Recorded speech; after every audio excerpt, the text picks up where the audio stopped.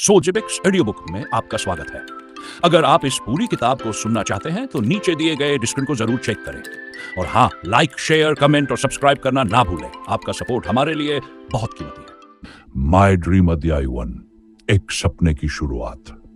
बचपन से ही मैं हमेशा अलग महसूस करता था। भीड़ के बीच खड़ा होकर भी ऐसा लगता था जैसे मैं किसी और ही दुनिया में जी रहा हूं। एक शांत दुनिया जहां सिर्फ सपने, उम्मीदें और अनकहे सवाल थे।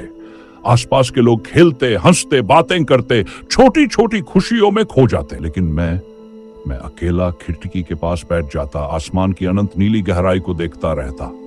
बादल धीरे धीरे आगे बढ़ते और मैं खुद से फुसफुसाता, एक दिन मैं कुछ बड़ा करूंगा, इतना बड़ा कि इतिहास में मेरा नाम लिखा जाएगा। लेकिन सपने नाजुक होते हैं। मेरा सपना भी धीरे धीरे धुंधला होने लगा। मुझे समझ आने लगा कि मैं बाकी सबकी तरह नहीं हूं। जो बातें लोग एक दिन में याद कर लेते, मैं हफ्तों कोशिश करने के बाद भी भूल जाता। लोग हंसते, शिक्षक गुस्सा होते और एक दिन उन्होंने मुझे स्कूल से निकाल दिया। उस पल ऐसा लगा जैसे मेरी पूरी दुनिया खत्म हो गई। मेरे पास कोई दोस्त नहीं था, कोई बात करने वाला नहीं। मैं वही लड़का बन गया जिसे सब नालायक कहते थे, जो कमरे के एक कोने में चुपचाप बैठकर खुद से पूछता, क्या मैं कभी कुछ बन पाऊंगा। मेरा बड़ा भाई अच्छी कमाई करता था, इसलिए माँ बाप उसे लेकर गर्व महसूस करते थे। और मैं अपने ही घर में एक परछाई बन गया, एक नाम जिसे कोई पुकारता भी नहीं था।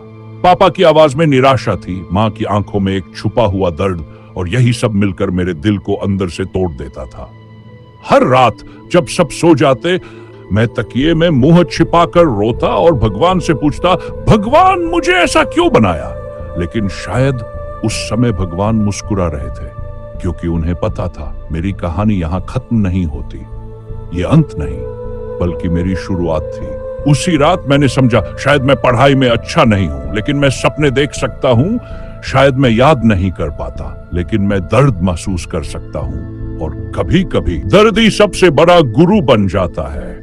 उसी रात मैंने खुद से वादा किया, मैं दुनिया को साबित कर दूंगा कि जिसे उन्होंने नालायक कहा, वही एक एक दिन असंभव को संभव कर दिखाएगा। और इसी वादे के साथ मेरी असली यात्रा शुरू हुई। सफलता की नहीं, बल्कि खुद को खोजने की यात्रा।